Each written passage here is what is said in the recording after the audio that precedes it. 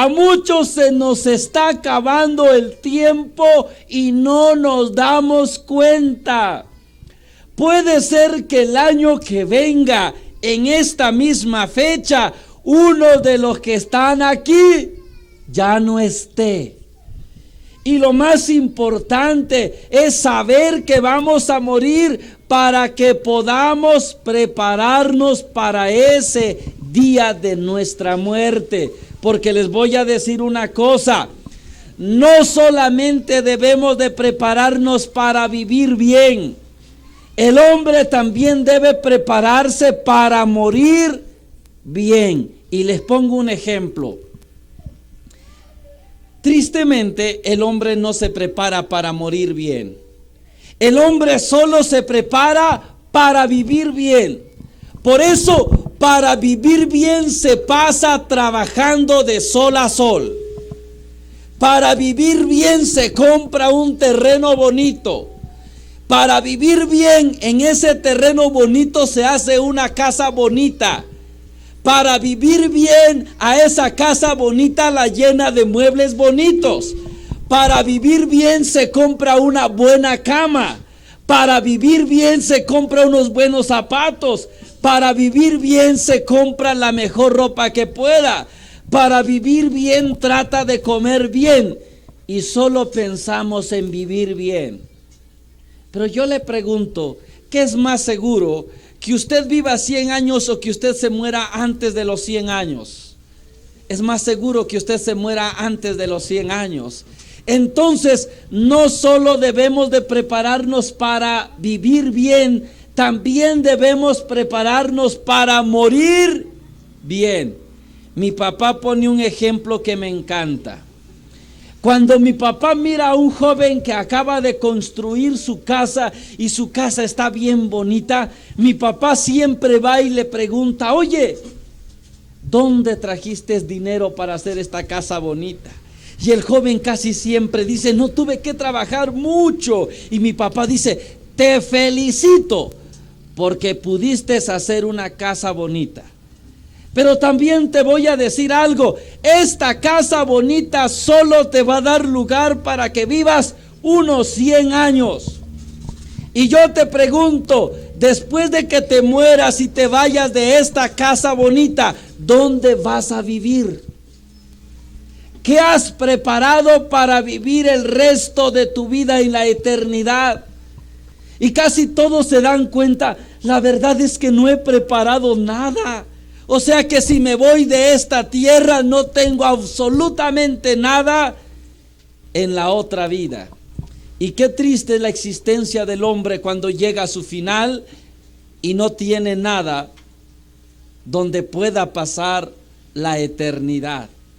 Por eso hoy debemos de entender que la muerte es un proceso natural. Segundo, para los cristianos, la muerte no solo es un proceso natural. Para los cristianos es un proceso necesario. ¿Por qué necesario? Porque nosotros somos conscientes de que nuestra patria no es esta. Nuestra patria no es Guatemala. Por mucho que nos guste Tacaná, por mucho que nos guste Guatemala, esta no es nuestra patria. ¿Cuál dice San Pablo que es nuestra patria? San Pablo dice que nuestra patria es el cielo. Ahora, ¿a quién de ustedes les gustaría irse al cielo? Todos quieren irse al cielo.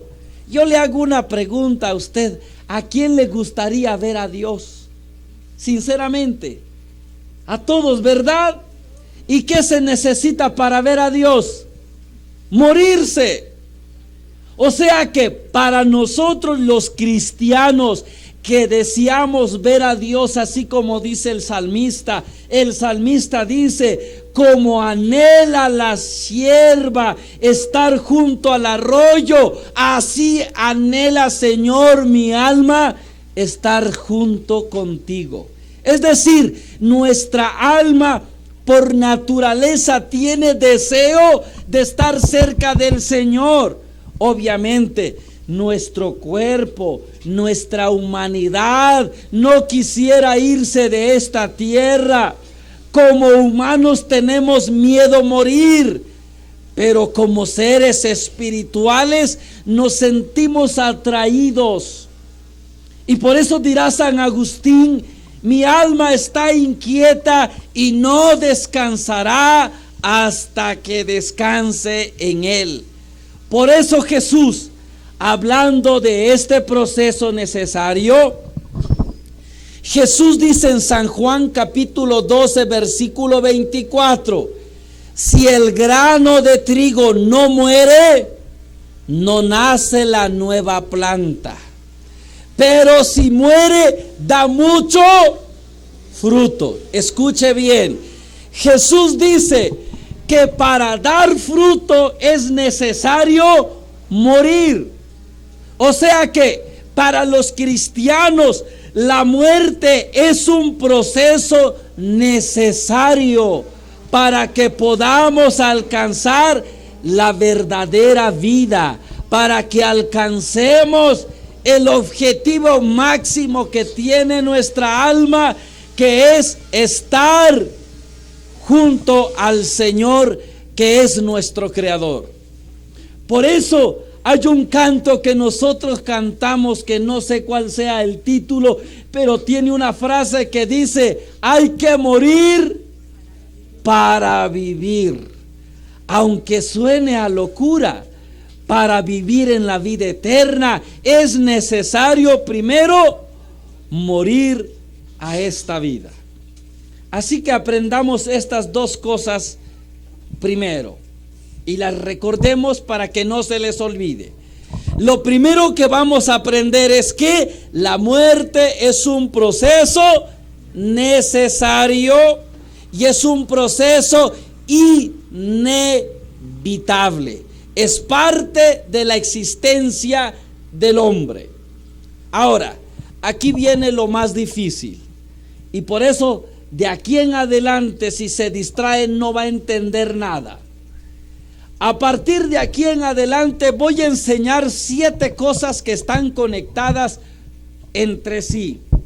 Y si usted se desconecta de una de estas 7 cosas, no va a entender nada. Ahora, ¿qué pasa con el hombre cuando se muere? ¿A dónde va el hombre cuando se muere? Para muchos la muerte es el fin de la vida. Hay gente que cree que cuando el hombre se muere para siempre. Pero ¿qué dice la Biblia al respecto?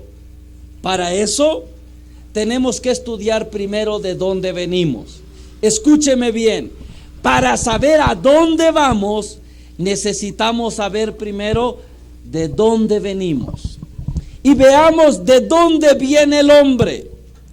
Vayamos a la Biblia, al libro del Génesis capítulo 2, versículo 7. Escúcheme bien, porque voy a leer y les voy a hacer una pregunta. Y para que me respondan de manera correcta, les voy a dar la mitad de la respuesta. En este texto que voy a leer, vamos a descubrir que el hombre, es decir, nosotros, estamos hechos de 2 cosas. Ahora yo voy a leer y ustedes me van a decir de qué estamos hechos. Génesis capítulo 2, versículo 7 dice así: entonces el Señor Dios formó al hombre del polvo de la tierra. Luego sopló en su nariz un aliento de vida y el hombre fue un ser viviente. Pregunta: ¿de qué dice que está hecho el hombre? Polvo de la tierra y aliento de vida. Escúcheme bien. El hombre entonces está hecho de 2 naturalezas. Una es polvo de la tierra y la otra es aliento de vida. Escúcheme bien, el hombre no solamente es tierra. El hombre tiene una parte que es aliento de vida. A eso que es tierra nosotros le llamamos cuerpo. A eso que se dio como un soplo de vida nosotros le llamamos alma. Por eso nosotros decimos que el hombre tiene cuerpo y tiene alma. Por eso escúcheme lo que le voy a decir. Los católicos no podemos cantar una canción protestante que ya se hizo muy famosa dentro de la misma iglesia. Le voy a decir cuál para que vean que sí la han cantado alguna vez. Alguna que otra vez hemos cantado un cantito que dice: eres polvo nada más. Eso no es verdad. El hombre no es polvo nada más. ¿O acaso así dice la Biblia? ¿Acaso dice la Biblia: y Dios formó al hombre solo de polvo? ¿Así dice la Biblia? No, la Biblia dice que Dios formó al hombre con polvo de la tierra y con aliento de vida. Por eso los que andan cantando eres polvo nada más están equivocados. ¿Y cuánto católico por no conocer su fe anda cantando bien feliz? Eres polvo nada más. Dios nos libre de ser polvo nada más. Un perro es polvo nada más, pero un hombre no es polvo nada más. Les voy a poner un ejemplo. Aquí hay una veladora. Esta veladora es dos cosas a la vez. Esto que es de cristal es el envase. El contenido de este envase es la veladora, la cera. ¿Qué es más importante aquí? ¿El envase o el contenido? El contenido. Así mismo es el hombre. El hombre tiene dos cosas. El cuerpo es el envase. El contenido del cuerpo, ¿qué es? El alma. ¿Qué es más importante entonces en el hombre? ¿El cuerpo o el alma? El alma. Ahora les hago una pregunta. ¿Pero a quién cuidamos más nosotros? ¿Al cuerpo o al alma? Al cuerpo. El cuerpo come 3 veces al día. ¿Cuántas veces al día come su alma? Al cuerpo usted lo tiene bien vestidito y bien bañadito y bien perfumadito, pero ¿cómo estará su alma? Flaquita, sucia y apestosa. Entonces nosotros no hemos entendido que lo más importante para nosotros es el alma. Y por eso hoy vamos a entender esto. El hombre es polvo de la tierra, pero también es aliento de vida. Ahora, ¿qué es la muerte? La muerte es la separación del alma y el cuerpo. Cuando el cuerpo y el alma se separan, ocurre la muerte. Y les hago una pregunta. Cuando el hombre era solo polvo de la tierra, ¿tenía vida? ¿Hasta cuándo el hombre tuvo vida? Hasta que se juntó el aliento de vida con el polvo. Así el hombre se convirtió en un ser viviente. Entonces la vida tiene como origen la unión del polvo de la tierra con el aliento de vida. La unión del alma y el cuerpo genera la vida. Entonces, ¿qué es la muerte? La muerte es solo la separación del cuerpo y el alma. Y a esta separación nosotros los católicos decimos que es una separación temporal. ¿Por qué decimos que es una separación temporal? Porque llegará el día en que el alma se vuelva a unir al cuerpo. ¿Cuándo? Cuando se dé la resurrección de los muertos. Número 2. Si ya vimos que la muerte es solo la separación de las dos naturalezas de las que fuimos formados, ahora surge una pregunta: ¿y a dónde va cada naturaleza después de la muerte? La respuesta está en la Biblia. Eclesiastés capítulo 12, versículo 7. Escúcheme bien. Eclesiastés 12, 7. Voy a leer y ustedes me van a decir a dónde va el cuerpo y a dónde va el alma del hombre después de la muerte. Dice así: vuelve el polvo a la tierra donde antes estaba, y el espíritu del hombre regresa a Dios, porque fue Dios quien lo dio. Lo entendamos. La Biblia dice que en la muerte el polvo vuelve ¿a dónde? A la tierra, porque de ahí vino. Y el espíritu del hombre, ¿a dónde dice que va? Dice que regresa a Dios. Escúcheme bien, porque aquí es donde empieza lo complicado. Entonces, cuando el hombre se muere, se divide en dos partes. Una parte del hombre se queda en la tumba. ¿Qué es lo que se queda en la tumba? El cuerpo. Pregunto, ¿el espíritu también se queda en la tumba? No, solo se queda él. Por eso es importante que como católicos nos saquemos una idea de la cabeza. Muchos católicos todavía creen que los muertos asustan, y eso no es verdad. ¿A poco no nos enseñaron que en los cementerios asustan? ¿A poco no eso nos dijeron de niños? Sí, ya hay gente que hasta el día de hoy tiene miedo pasar de noche frente a un cementerio.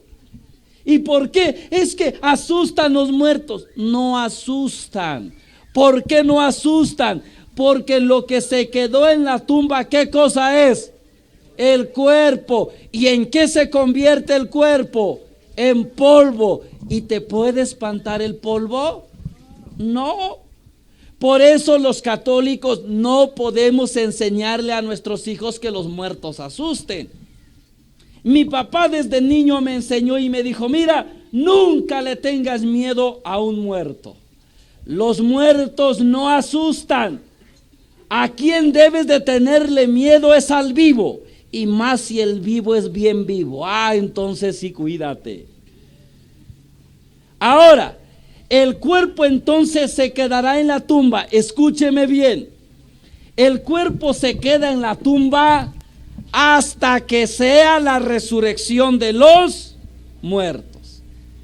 Pero el espíritu no se queda en la tumba. La Biblia dice que el espíritu regresa a Dios.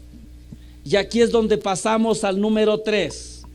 ¿Para qué regresa el espíritu a Dios? ¿Qué sigue con el cuerpo después de la muerte? Con el cuerpo después de la muerte sigue la sepultura. ¿Y qué sigue con el espíritu después de la muerte? La respuesta está en la Biblia. Hebreos capítulo 9, versículo 27. Voy a leer y ustedes me van a decir qué sigue para el espíritu después de la muerte. Hebreos capítulo 9, versículo 27. Atención. Así como los hombres mueren una sola vez, y después viene para ellos el juicio. Escuche bien. ¿Qué sigue entonces para el espíritu después de la muerte? ¿Qué sigue? Dice la Biblia. El juicio. Escúcheme bien. Después de que el hombre se muere y el cuerpo se queda tirado donde murió, el espíritu regresa inmediatamente a Dios para presentarse delante de Él y pasar por el juicio al que nosotros llamamos juicio particular. Y ponga atención en esto, porque hay gente que cree que los muertos no han sido juzgados, y eso no es verdad. Los muertos fueron juzgados en el mismo instante de su muerte, porque así lo dice la Biblia. Después de la muerte viene el juicio. Y muchos estarán preguntándose, ¿y no que el juicio es hasta el final de los tiempos? Es que hay dos tipos de juicio. Existe el juicio particular, que es el juicio que enfrenta a cada hombre en el momento de su muerte. Y existe el juicio final. El juicio final será aquel que se dará al final de los tiempos.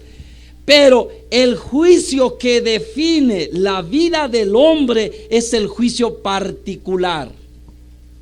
De tal modo que si yo me muero aquí en este lugar, en ese mismo instante de mi muerte, mi cuerpo se queda tirado aquí, pero mi espíritu regresa a Dios para ser juzgado. Y esto es bueno entenderlo, porque hay gente que dice, ay, si yo me muero no hay problema. Me voy a quedar dormido por muchos años hasta que sea la resurrección de los muertos, y sería como echarse un sueñito de unos varios años. No, señor. El cuerpo se queda tirado, pero el espíritu regresa a Dios. Y por eso hoy nos hagamos una pregunta. Si yo me muriera hoy, ¿estoy preparado para enfrentar el juicio particular? ¿Estoy a cuentas con Dios para enfrentar el juicio de mi vida? La mayoría de las personas nos vamos a dar cuenta que no estamos preparados para enfrentar el juicio de nuestra vida. ¿Y saben qué es lo triste en la existencia del hombre? Que el hombre puede dormir hoy en su casa y mañana puede dormir en el infierno o en el cielo, dependiendo de cómo se haya portado. Por eso el hombre no tiene que vivir como si nunca fuera a morir. Pero recapitulemos las cosas para que no se desconecten. Vamos a repetir las tres cosas que hemos aprendido hasta aquí. Primero, el hombre tiene dos naturalezas, tiene cuerpo y tiene un alma. Y la muerte es solo la separación del cuerpo y el alma. Segundo, en la muerte el cuerpo vuelve a la tierra y el espíritu regresa a Dios. Tercero, el espíritu regresa a Dios para ser juzgado en el juicio particular. Número 4. ¿Cómo será el juicio particular?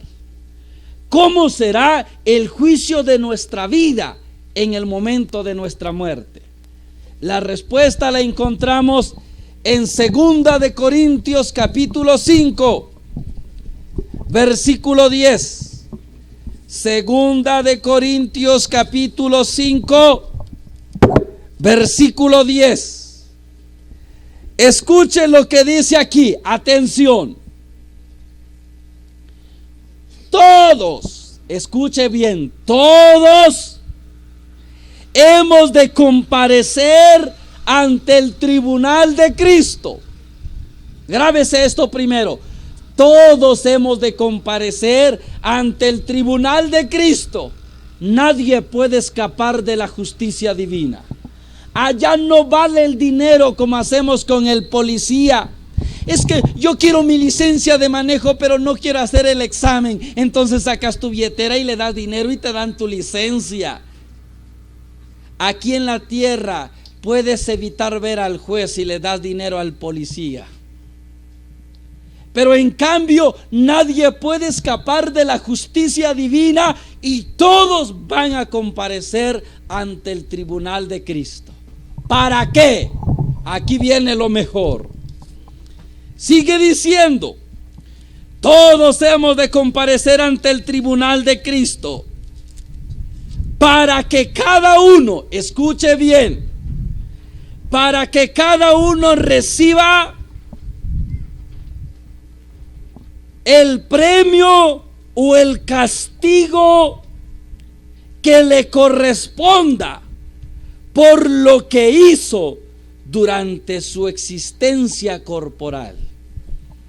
O sea que vamos a ser juzgados en base a todo lo que hicimos mientras estábamos aquí en la tierra. Por eso, allá delante del tribunal de Cristo, no hay una acción de nuestra vida que no sea descubierta. Escúcheme bien, delante de Dios se va a revelar no solo lo que hicimos, se va a revelar incluso las intenciones más profundas del corazón. Así como usted que tiene una persona que le cae mal y en el fondo de su corazón usted desea, y ojalá se muera. Pero cuando encuentra a esa persona, hermanito, buenos días, Dios te bendiga. Podemos engañar a los hombres, pero delante del tribunal de Cristo, las intenciones del corazón del hombre se pondrán de manifiesto. Incluso los pensamientos más secretos del hombre se darán a conocer. Y entonces vamos a recibir lo que merecemos. Y yo le hago una pregunta. Según nuestra forma de vida, ¿qué es lo que merecemos? Pregúntese usted hoy, así como he vivido hasta el día de hoy, si me tocara morir hoy, ¿qué es lo que yo merezco? Y escúcheme bien, vamos a ser juzgados y retribuidos por lo que hicimos. Hay gente que dice, no, es que Dios es bueno, Dios es amor, y como Dios es bueno y es amor, Dios me va a perdonar a pesar de que yo me porte mal, y a pesar de todo lo que yo haga, Dios me va a perdonar porque es bueno. Sí es Dios, Dios es bueno, pero Dios no es alcahuete.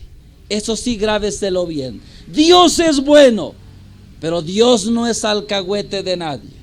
Dios es infinitamente bueno, sí, pero también Dios es infinitamente justo. Y por eso en el tribunal de Cristo dice que vamos a ser juzgados por lo bueno o lo malo que hicimos. Y atención con esto, porque hoy el gran problema de los cristianos, es creer que ser buen cristiano es dejar de hacer lo malo. Yo soy un buen cristiano porque yo ya no hago nada malo. Y yo pregunto, ya no haces nada malo, entonces ¿qué haces? Nada. Peor estás entonces, porque antes por lo menos hacías algo, ya no haces nada. ¿De qué se trata la vida cristiana? La vida cristiana no se trata solo de dejar de hacer el mal. Uno deja de hacer el mal y se pone a hacer el bien. Y por eso hubo un santo que dijo, está muy bien no hacer el mal, pero está muy mal no hacer el bien. Grábese eso, está muy bien no hacer el mal, pero está muy mal no hacer el bien. Y hay gente que dice, yo antes era un borracho y gastaba 500 quetzales cada fin de semana siendo borracho. Y ahora ¿para qué utiliza su dinero? Ahora ese dinero que usaba para emborracharse, ¿lo utiliza para hacer el bien? No, pues entonces no ha prosperado mucho, porque no solamente tiene que dejar de hacer el mal, ahora póngase también a hacer el bien. Y escúcheme bien, pecado no solamente es hacer el mal, pecado también es dejar de hacer el bien. Eso lo dice la doctrina de la iglesia, se lo recuerdo. En el yo confieso nosotros decimos, yo confieso ante Dios Todopoderoso y ante ustedes, hermanos, que he pecado mucho. ¿Cómo se peca? De pensamientos, de palabras, de obras y omisión. ¿Qué es omisión? Omisión es dejar de hacer el bien. Cuando yo dejo de hacer el bien, peco. Y por eso, en el juicio particular se nos va a juzgar. ¿Qué malo hiciste? ¿Qué malo dejaste de hacer? Pero también nos van a preguntar, ¿qué bien dejaste de hacer? Así que no crea que allá en el cielo solo lo malo que dejé de hacer Dios lo está tomando en cuenta. Pero lo bueno que dejo de hacer, eso Dios no lo toma en cuenta. ¿Y cuánta gente quiere ser cristiana pero no quiere hacer el bien? Y dense un ejemplo nada más. En las comunidades, cuando se necesita un servidor, vamos a nombrar a un catequista, vamos a nombrar a un hermano de una pastoral. Y todos eligen, a ver, yo sugiero al hermanito fulano de tal. Sí, bravo, y le dan un aplauso. Y luego el hermanito fulano de tal toma la palabra y dice, pues miren hermanitos, yo sí quisiera, pero no puedo. Pretextos baratos. Y con esos pretextos se escuda delante del hombre. Pero ese pretexto no será válido delante de Dios. Porque para Dios tanto cuenta el mal que dejamos de hacer, como también el bien que dejamos de hacer. Por eso ese juicio particular es el juicio terrible para el hombre que murió sin prepararse. Y esto me encanta de la muerte, porque hay gente que ahora vive sin Dios y que si le hablas de Dios se enoja. Es más, hay gente que es alérgica a la palabra de Dios. Pero ¿sabe qué me alegra? Que un día se va a morir. Y cuando se muera y esté dentro de una caja, yo les aseguro que muchos de esos a los que le caía mala predicación, cuando estén dentro de una caja van a mandar a decir, manden a traer al hermano Dimas para que venga a predicar. Y no que no necesitabas de Dios. Triste que el hombre reconoce a su Señor muy tarde. Mi párroco me visitó hace unos días y me dijo, Dimas, yo fui a predicar a tal comunidad allá donde abundan los narcos. Y a los narcos les fui a decir que solamente hay dos maneras de vivir la vida. Y le dije, a ver, padre, cuénteme eso que me interesa. Y el padre me dijo, mira, les fui a decir que se puede vivir de dos formas. Una, como hijos de Dios, con la esperanza de un reino venidero, o como perros, sabiendo que cuando se mueren se acaba todo. Y yo les fui a preguntar cómo quieren vivir, como hijos de Dios que tienen esperanza de un reino eterno, o como perros que creen que cuando se mueren se acaba todo. Y cómo me gustó eso, porque hay gente que vive sin la esperanza de un mundo venidero, y eso sí viven como animalitos. Mi papá acaba de escribir una canción que me encanta. Mi papá dice, de nada sirve vivir 1000 años y vivir como animalitos sin saber para qué nacieron. Y por eso el profeta Isaías hace un reclamo y le dice, miren, el burro y el buey conocen la casa de su amo, pero Israel no conoce a su Dios. En otras palabras diríamos hoy, el burro y la vaca conocen la casa de su amo, conocen a su Señor. Pero los hombres y las mujeres de nuestro tiempo no conocen a Dios. ¿Y cuánto hombre y cuánta mujer hoy hay que no conoce a Dios? ¿Cuántos de nuestros hijos están creciendo sin conocer a Dios? Peor que el burro y el buey, porque esos sí conocen la casa de su amo. Y por eso cuando sea el juicio de nuestra vida, nos vamos a llevar una terrible sorpresa, que no nos preparamos para enfrentar el juicio que definirá el destino eterno de nuestra vida. Número 5. ¿Qué sigue después del juicio particular? después del juicio particular, el hombre puede ir a dos lugares que son eternos. ¿Cuáles son esos dos lugares que son eternos? Mateo capítulo 25, versículo 34 en adelante. No lo voy a leer porque está larguísimo, lo voy a resumir. Pero Mateo capítulo 25, versículo 34, Jesús dice: vengan benditos de mi Padre y tomen posesión del reino que ha sido preparado para ustedes desde la fundación del mundo. Porque tuve hambre y ustedes me dieron de comer. Tuve sed y me dieron de beber.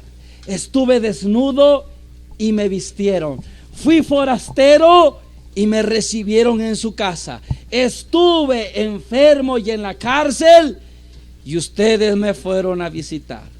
Esos benditos del Padre son los que irán al cielo, los que se ganaron la vida eterna. Y por eso escuche bien, qué bonito sería escuchar: vengan benditos de mi Padre. ¿Cómo se siente usted cuando ya es la hora de la comida y lo van a buscar y le dicen: oye, ven a comer, por favor, pasa y siéntate? ¿Cómo se siente usted? Feliz, dichoso. ¿Cómo se siente usted cuando su mujer no lo llama a comer? Se enoja porque se siente despreciado, ¿verdad? Qué bonito sentirá el corazón del hombre cuando Dios le diga: vengan benditos de mi Padre. Pero a los que estén a su izquierda dice que le dirá lo siguiente: aléjense de mí, malditos, obradores del mal, y vayan al lago de fuego y azufre que ha sido preparado para el diablo y para sus ángeles. Porque tuve hambre y no me dieron de comer, tuve sed y no me dieron de beber. El resto ustedes lo conocen. Pero aquí descubrimos que el hombre puede pasar su eternidad en dos sitios: o va al cielo o va al infierno. Y yo le hago una pregunta a usted hoy: ¿a usted dónde le gustaría pasar la eternidad? ¿Dónde quisiera estar usted por el resto de su vida después de la muerte? ¿En el cielo o en el infierno? Todos van a decir: en el cielo. Ahora les hago una pregunta: ¿y qué está haciendo para merecer el cielo? ¿Qué está haciendo para merecer el cielo? Así como estamos viviendo, ¿seremos más merecedores del cielo o más merecedores del infierno?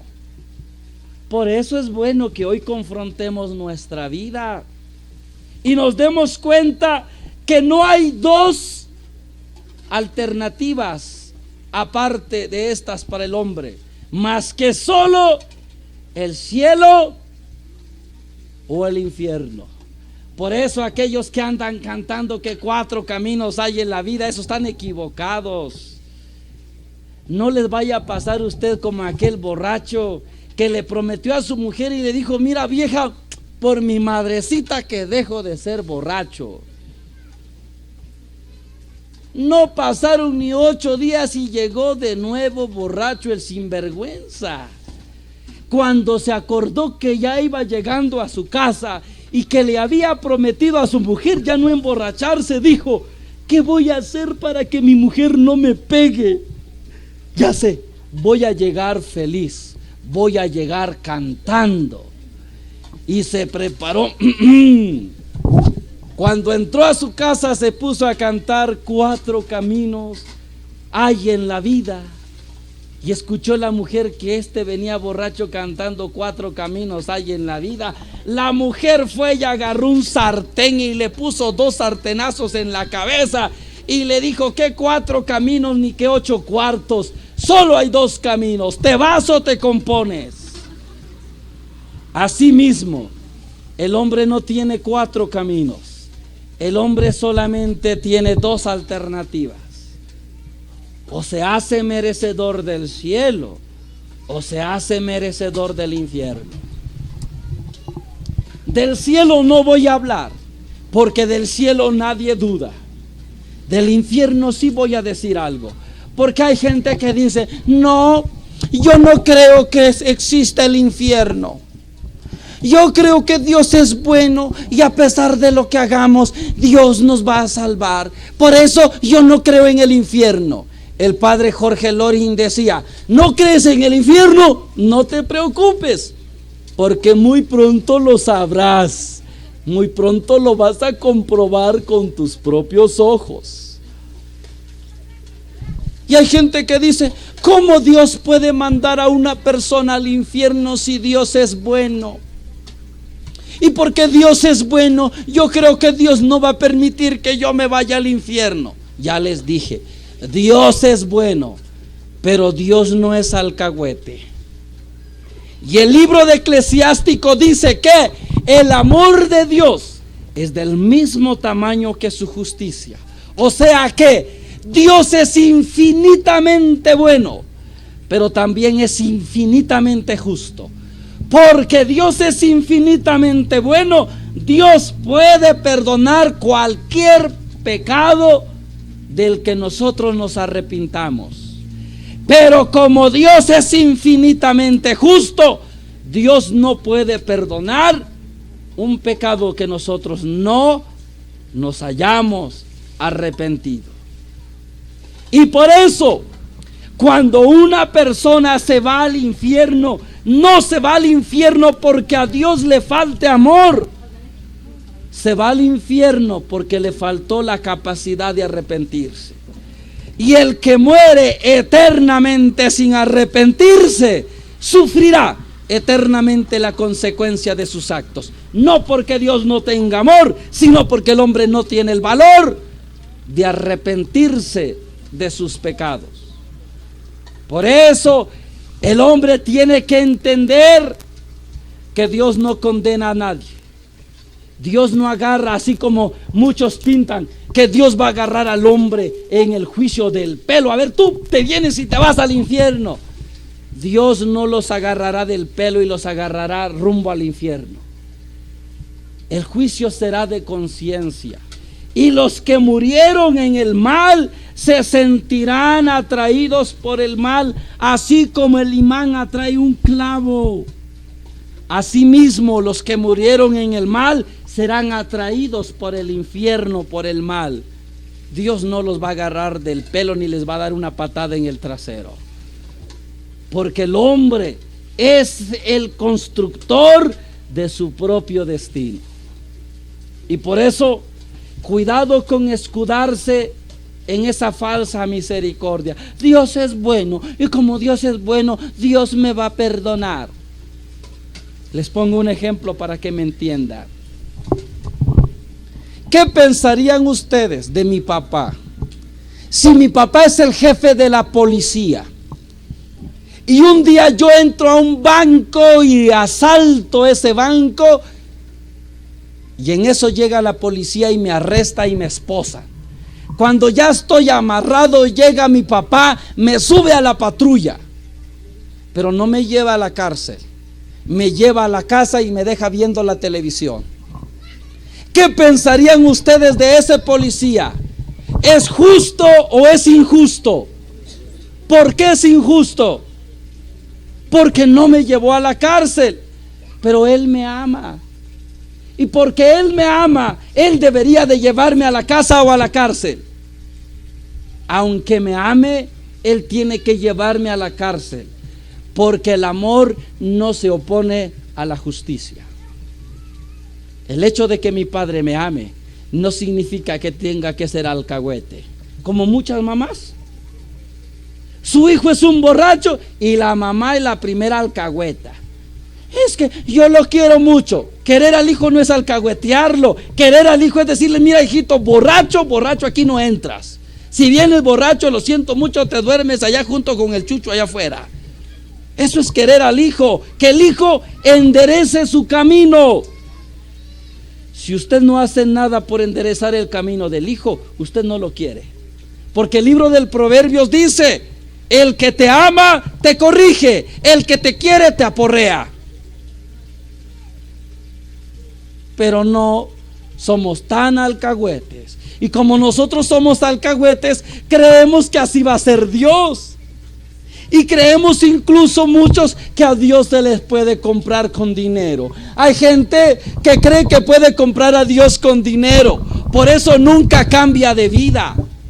Por eso nunca renuncia al pecado. Pero va todos los domingos a echar 100 quetzales al canasto de la ofrenda. Yo conocí a un señor que todos los domingos, cuando pasaba a depositar su ofrenda, sacaba un billete de 100 quetzales de su billetera. Y como todos pasaban a depositar su ofrenda en el altar, el Señor sacaba su billete de 100 quetzales y así iba desde la entrada hasta el altar. Él quería presumir sus 100 quetzales que iba a dejar en la ofrenda y creía que con eso ya había comprado a Dios, como si Dios fuera un policía de esos chuchos que andan buscando mordida. A Dios no se le compra con dinero. Por eso Fernando Casanova, no sé si sepan quién es Fernando Casanova.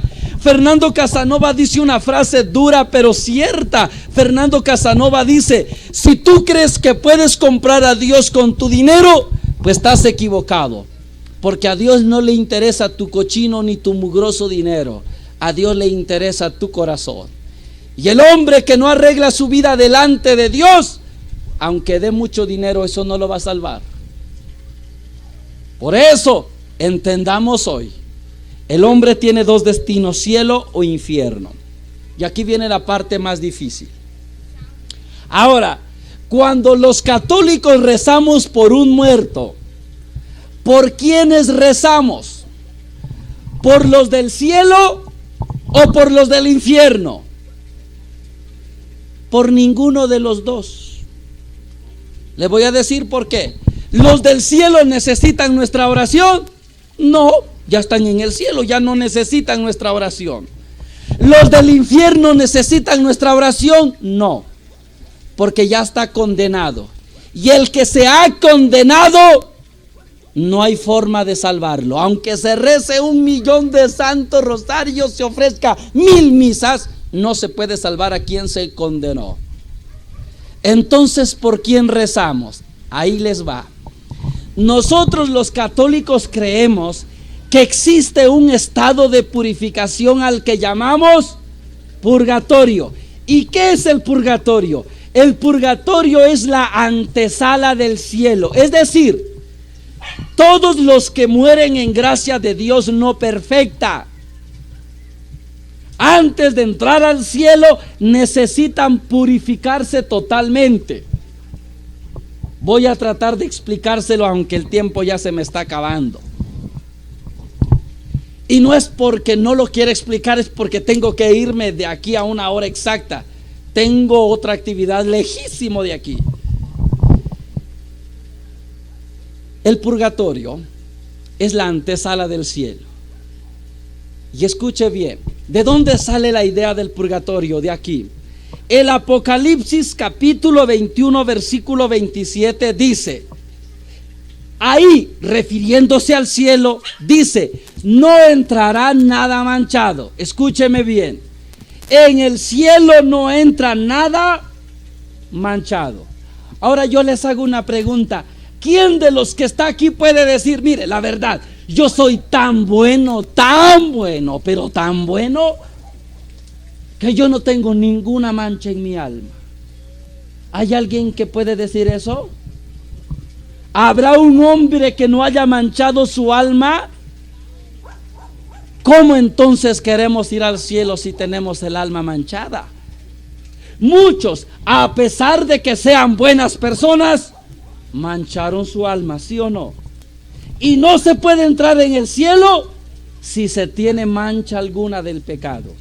Para eso existe el purgatorio. Así, todos los que van a ir al cielo, antes de entrar al cielo, se purifican totalmente.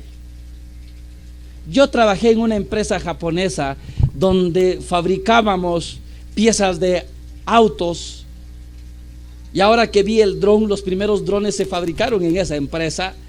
Pero esa empresa era tan cuidadosa que para entrar a trabajar te cambiabas de ropa. Te ponías una ropa totalmente distinta, zapatos diferentes. Y luego entrabas a un espacio donde había un cuartito. Y en ese cuartito te lanzaban aire por todos lados a presión, para que hasta la partícula más pequeñita de polvo que tuviera se cayera. Porque una partícula pequeñita echaba a perder un producto. Por eso ahí te sopleteaban bien antes de entrar a trabajar. Y yo siempre que pasaba por ese cuartito donde te limpiaban, me imaginaba el purgatorio. Porque el purgatorio es el estado de purificación para el alma. Para que me entiendan, les voy a poner un ejemplo. Las señoras cuando barren y trapean la casa y dejan el piso brillante y oloroso, ¿qué hacen para que la casa no se ensucie por los que vienen de la calle? ¿Qué hacen las señoras? Ponen un costal o un pedazo de cartón en la entrada, ¿verdad? ¿Qué pasa si yo voy de la calle y entro directo a la casa recién trapeada? ¿Qué pasa? Se ensucia la casa, ¿verdad? Así que antes de que yo entre a la casa, paso sobre ese cartón y me limpio los zapatos. Ahora entro a la casa y la casa ya no se ensucia. Así mismo es el purgatorio. El purgatorio es como ese pedacito de cartón que está en la entrada del cielo. Ojo, el purgatorio no es una segunda oportunidad. Porque hay gente que dice, o sea que si no me arrepiento en esta vida, ¿me puedo arrepentir en la otra? No, señor. El purgatorio es el estado de purificación para los que murieron arrepentidos. Murieron arrepentidos, pero murieron con alguna mancha de pecado en su alma. Les pongo un ejemplo.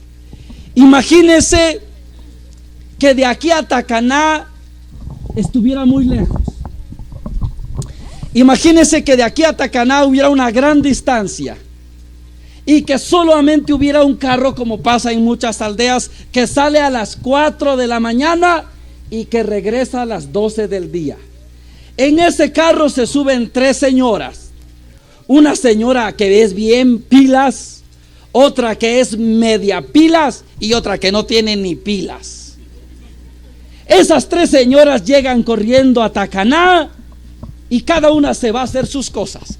La señora que es bien pilas compró todas sus cosas, comió 15 minutos antes de las 12, ya está esperando ahí la salida del carro. La que es media pilas fue corriendo, compró todas sus cosas, pero ya no alcanzó a comer. Pero como es media pilas, le dijo al taquero, oye, dame 10 tacos para llevar. Y lleva su bolsita de tacos para comer en el camino. Y la señora que no tiene pilas, esa ni compró sus cosas, ni comió, y todavía llegó tarde. Ahora yo pregunto, ¿quién de las 3 señoras tiene necesidad de comer? ¿La que es bien pilas tiene necesidad de comer? No. La que tiene bien pilas no tiene necesidad de comer, porque ella comió antes de subirse al carro y ahora sí que panza llena, corazón contento. Esa señora no necesita nada.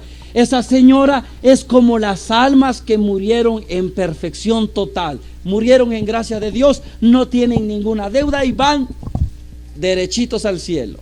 La media pilas es el alma que no murió en gracia de Dios perfecta, que alcanzó a comprar sus cosas, alcanzó a comprar sus tacos, pero no le dio tiempo para comerse los tacos. Se comerá los tacos en el camino. Esas son las almas que van al purgatorio, que alcanzaron a arrepentirse en esta vida, pero que no alcanzaron en esta vida a purificarse de sus pecados, pero sí se arrepintieron antes de morir. Por eso pueden purificarse después de la muerte. La señora que no tiene pilas no compró sus cosas ni comió. Esas son las almas que se condenan, que murieron sin arrepentirse y que aunque quisieran ayuda, no pueden recibir ayuda. ¿Por qué? La señora que no compró tacos tiene hambre. ¿Puede comer? No, porque no compró nada. En cambio, la que compró sus tacos tiene hambre, sí. ¿Y puede comer? Sí, solo es cuestión de que abra la bolsita. Entonces, entendamos, el purgatorio no es una segunda oportunidad. El purgatorio es el estado de purificación para los que se murieron en gracia de Dios. Número 6. ¿Y dónde habla la Biblia del purgatorio? En 2 lugares. Mateo capítulo 12, versículo 32 en adelante. Se lo resumo. Jesús dijo: se le perdonarán los pecados a aquel que blasfeme contra el Hijo del Hombre.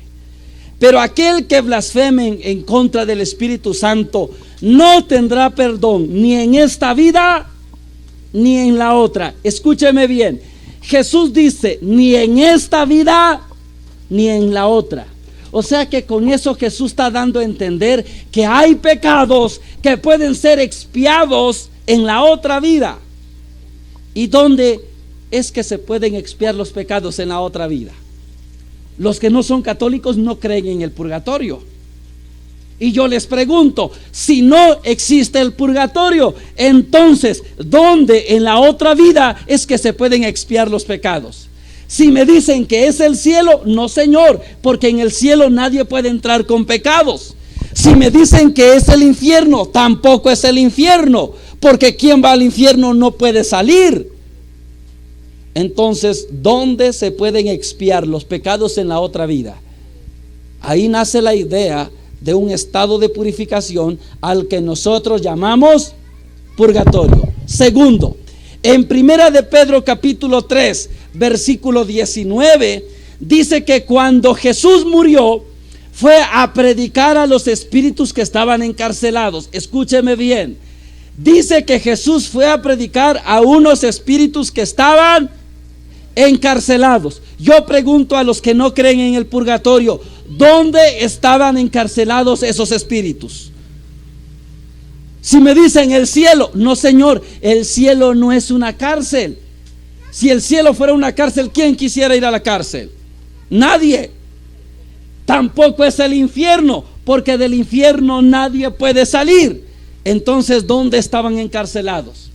Nosotros decimos, estaban encarcelados en el purgatorio. Número 7. ¿Cómo ayudamos a las almas del purgatorio? Ayudamos a las almas del purgatorio orando por ellas. ¿Dónde dice la Biblia que se puede orar por los muertos? En muchas partes. Segunda de Macabeos capítulo 12, versículo del 38 al 45, presenta que orar por los muertos es una obra piadosa de acuerdo a la fe cristiana.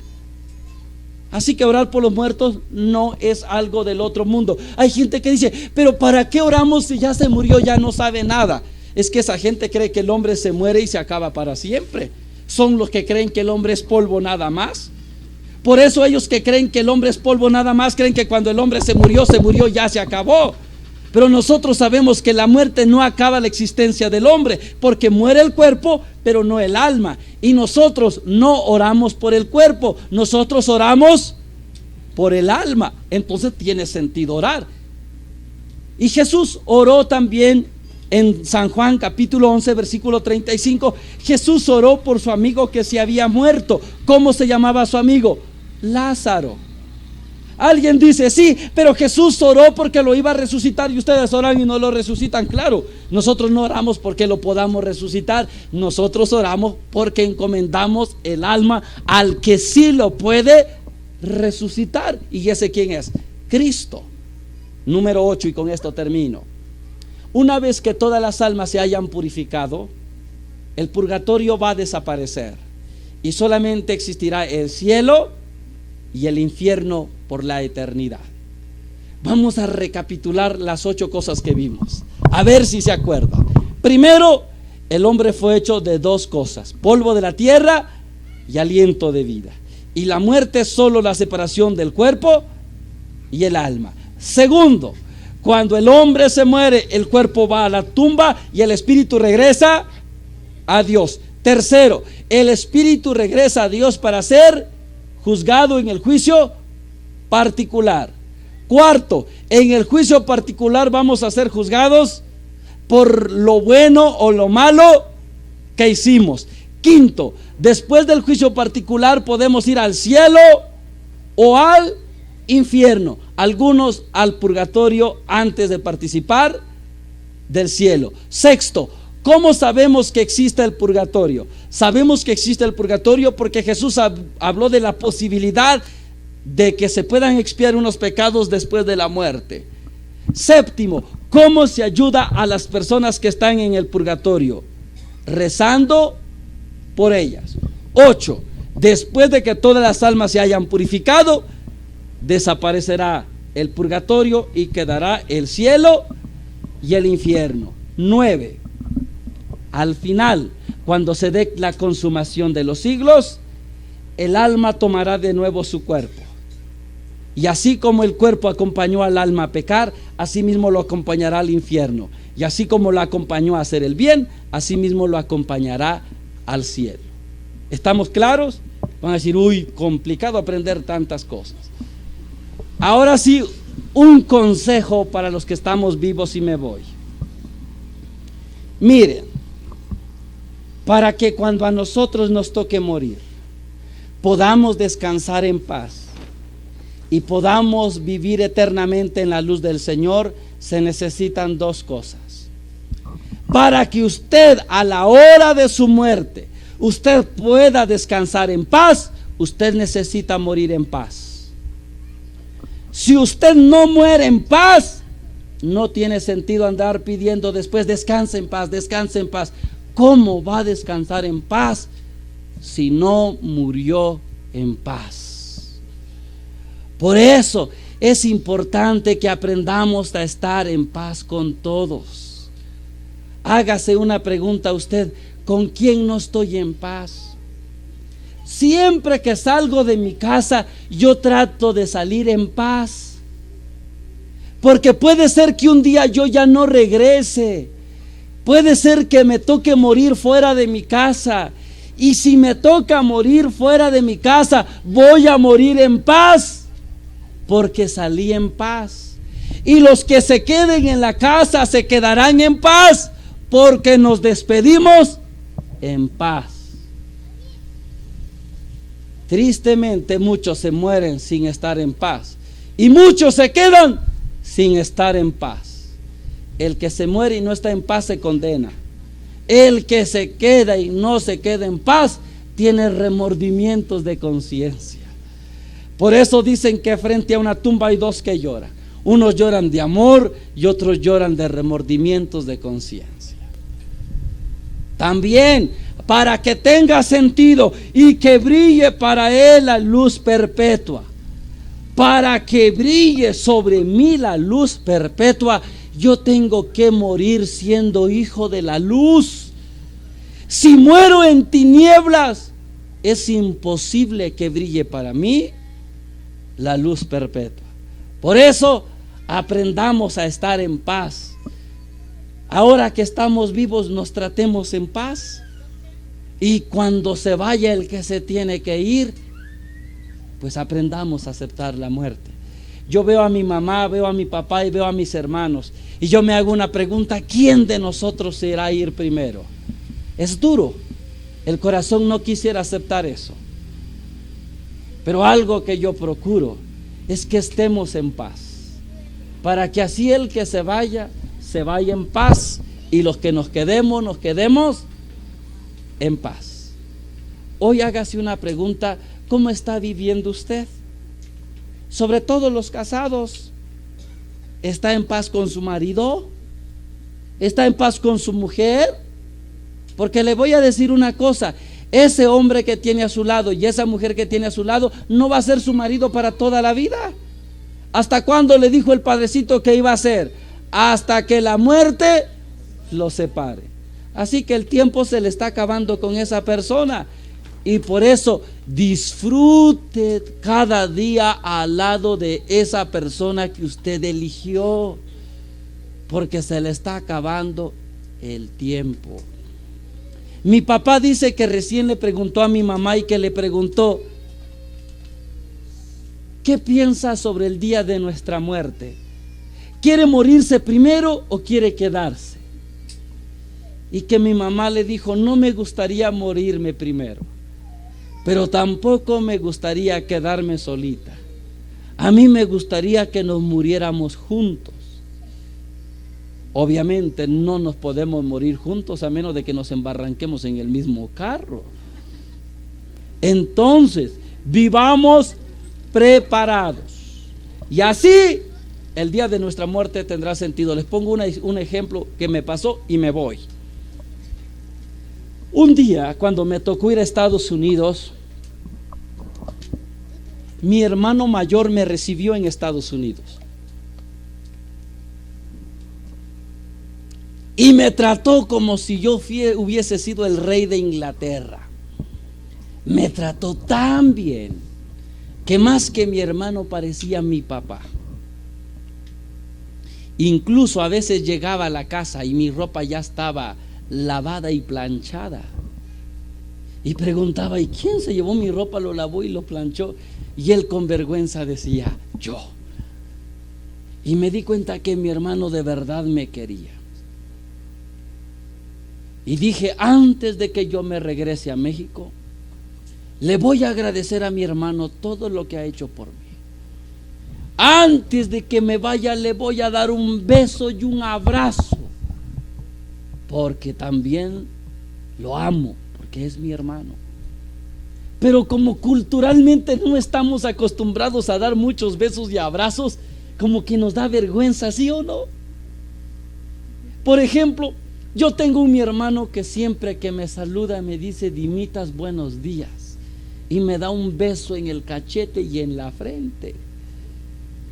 Y mi hermano más pequeño, cuando llega mi hermano y le da un beso y dice: quítate, no me estés besando, ¿qué va a pensar la gente que somos homosexuales? Y mi hermano dice: ¿qué? Soy tu hermano y te quiero. Y mi hermano nos ha dicho: déjense querer. Y a mí me cuesta por cultura. Me daba vergüenza. Me quedaban 2 meses y dije: en estos 2 meses le voy a dar el beso y el abrazo que tanto me he guardado para mi hermano. Se terminaron los 2 meses y no le di el beso ni el abrazo. Quedaba un día, pero dije: quedan 24 horas.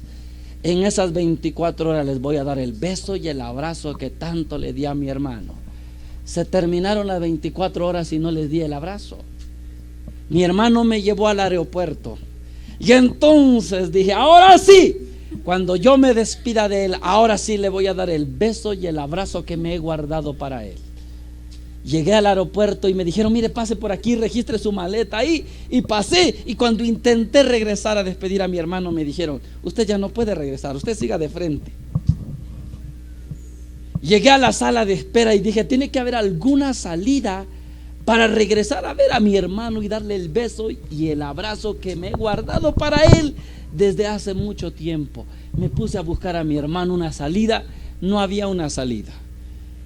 Y mi hermano también me estaba buscando y llegó a estar así delante de mí, frente a mí, pero había un enorme cristal que nos dividía. Y solamente le hice señas: adiós, ya me voy, te quiero. Y él no me escuchaba, ni yo lo podía escuchar a él. Y me regresé a México triste, con un dolor en el corazón de no haberle dado a mi hermano el abrazo y el beso que le había guardado. Entonces me di cuenta que nunca es bueno guardarse las cosas para el final, porque ese final a veces no sucede como uno quisiera.